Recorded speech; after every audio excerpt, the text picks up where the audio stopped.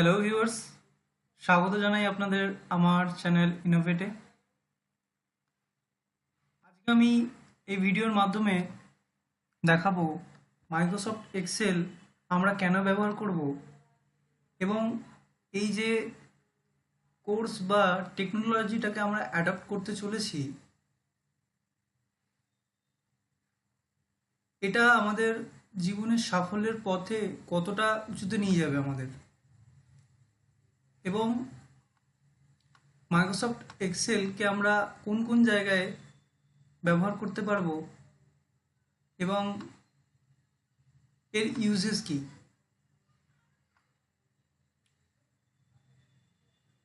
তো শুরু করছি আজকের এই ভিডিও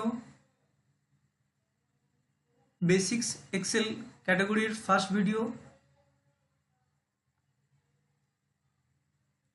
তো সর্বপ্রথম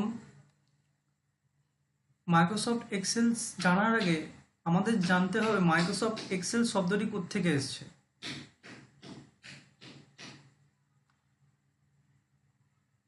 management information system.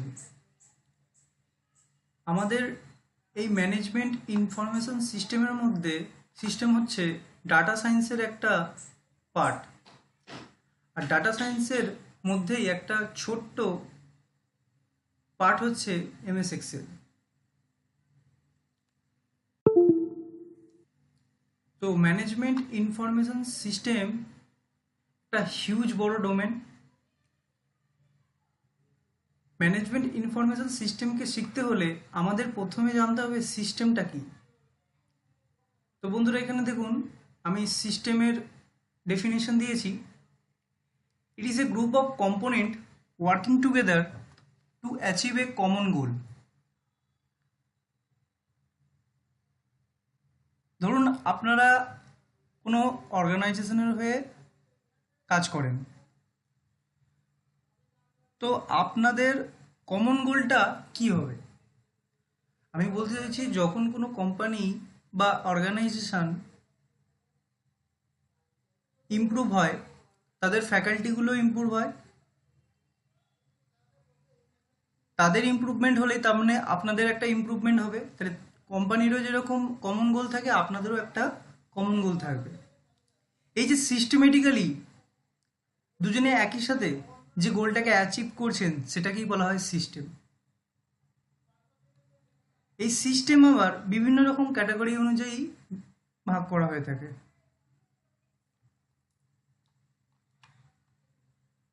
Educational system, যদি সিস্টেমের টপিকটা যদি এডুকেশন রিলেটেড হয়, তাহলে সেটাকে আমরা বলতে পারবো এডুকেশনাল সিস্টেম। ইন্টারন্যাশনাল সিস্টেম, সেটা যদি কোনো ইন্টারন্যাশনাল ভাবে হয়, সেটাকেও বলা হয় সেটাকেও আমরা বলতে পারি ইন্টারন্যাশনাল সিস্টেম। পলিটিক্যাল সিস্টেম, কোনো যদি রাজনৈতিক কোনো কিছু সম্পর্কে সিস্টেমটা টপিক যদি হয়, সেটাকে বলা হয় আমরা পলিটিক্যাল সিস্টেম আমরা বলতে পারবো। আর যদি কোনো রকম তথ্য বিষয়ক কোনো যদি কিছু থাকে, সেটাকে বলা হয় ইনফরমেশন সিস্টেম। এই ইনফরমেশন সিস্টেম থেকে আরেকটা শব্দ আমাদের মাথায় আসে, সেটা হচ্ছে ইনফরমেশন। কি, হোয়াট ইজ ইনফরমেশন? ইনফরমেশন হচ্ছে কালেকশন অফ ডাটা। যখন কোনো আমরা তথ্য, একগুচ্ছ তথ্য সংগ্রহ করব, সেটাকেই বলা হয়, আমরা বলতে পারি ইনফরমেশন। আর ইনফরমেশন যেহেতু আমরা বলছি কালেকশন অফ ডাটা, তাহলে এখানে আরও একটা প্রশ্ন আমাদের মাথায় প্রথমে আসে, সেটা হচ্ছে what is data? Data is a র ফ্যাক্ট অ্যান্ড ফিগার্স, মানে কাঁচামাল, বলে না র মেটেরিয়াল, সেই ডাটা।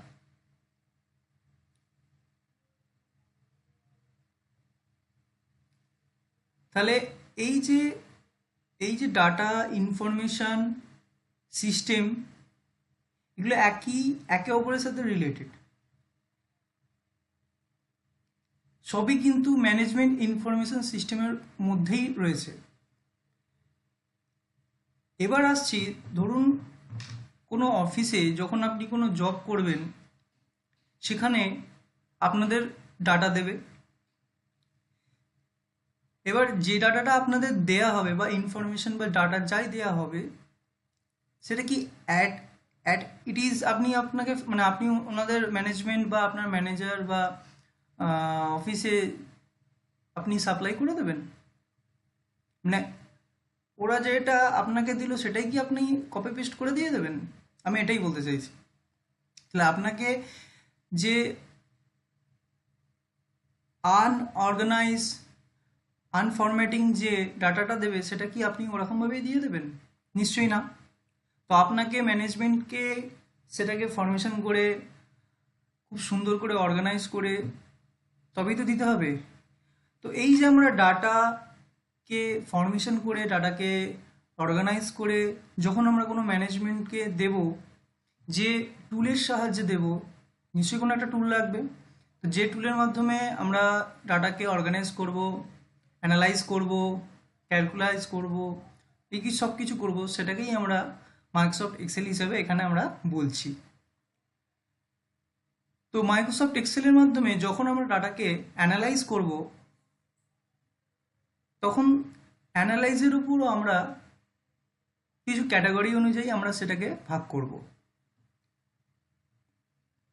আপনাদের দেখাচ্ছি কীরকমভাবে। এই যে যখন আমরা ডাটাকে অ্যানালাইজ করব, প্রথমে এমএস এক্সেলের মাধ্যমে আমরা বিগিনার লেভেলে শিখব ডিটেল রিপোর্ট কিভাবে তৈরি করতে হয়। তারপর এই কোর্স শেখাকালীন যখন আমরা বিগিনার লেভেল থেকে ইন্টারমিডিয়েট লেভেলে যাব, তখন আমরা শিখব সামারি রিপোর্ট। তারপর যখন ইন্টারমিডিয়েট লেভেল থেকে যখন আমরা অ্যাডভান্স লেভেলে যাব, তখন আমরা শিখব সামারাইজেশন অফ সামারি। আপনাদের একটা ছোট্ট একটা উদাহরণ দিয়ে বোঝাচ্ছি।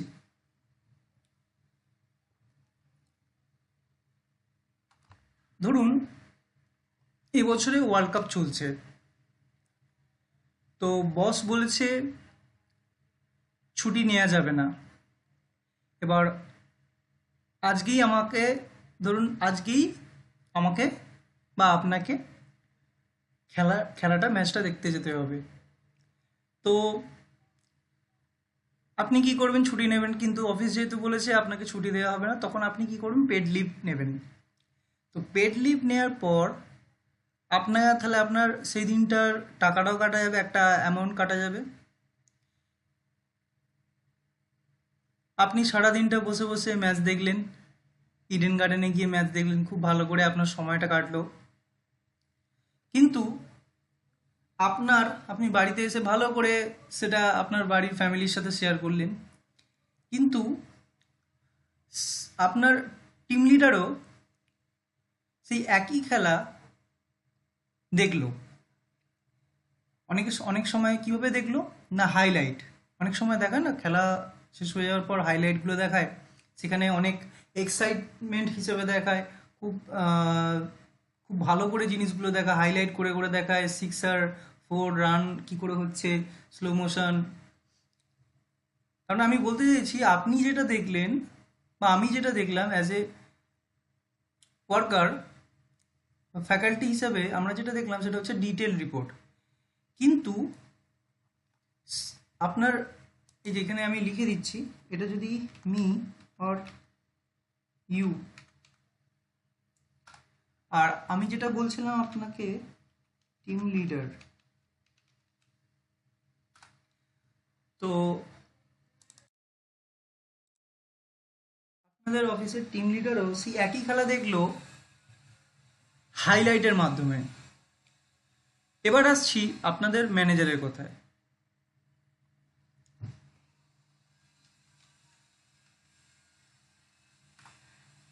তো ম্যানেজারেরও দেখতে ইচ্ছা করছিল খেলা।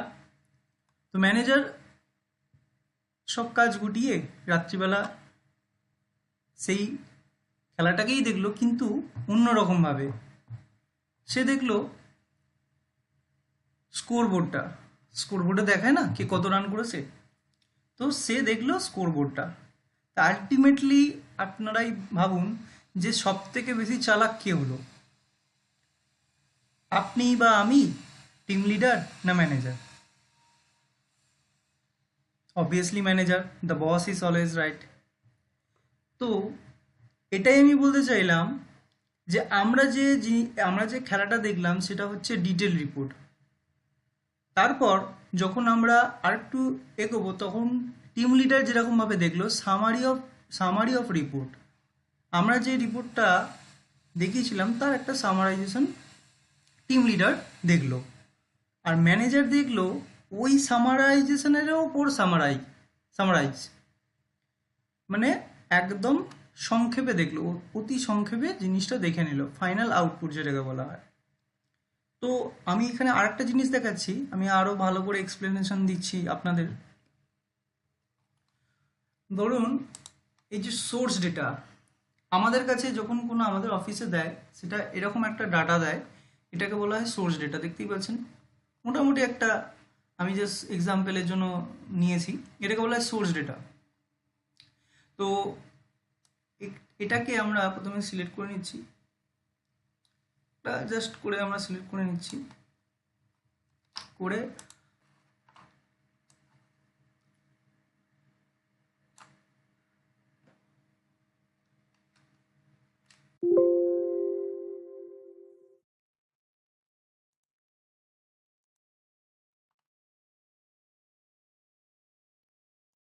গেলাম এক্সিস্টিং সিট, এখানে ট্রাই করলাম, ওকে, আচ্ছা চলে এসেছি। তো এই যে আমরা দেখতে পাচ্ছি, আমরা করলাম এটাকে পাইভট টেবিলের মাধ্যমে। তো প্রথমে আমরা প্রোডাক্টটাকে রো ওয়াইজ, কাস্টমারটাকে ভ্যালুতে রেখে দিলাম, প্রোডাক্টটাকে আমি কলম হিসেবেও একটা রাখলাম। তো এই যে বন্ধুরা, এবার আপনি দেখতে পাচ্ছেন যে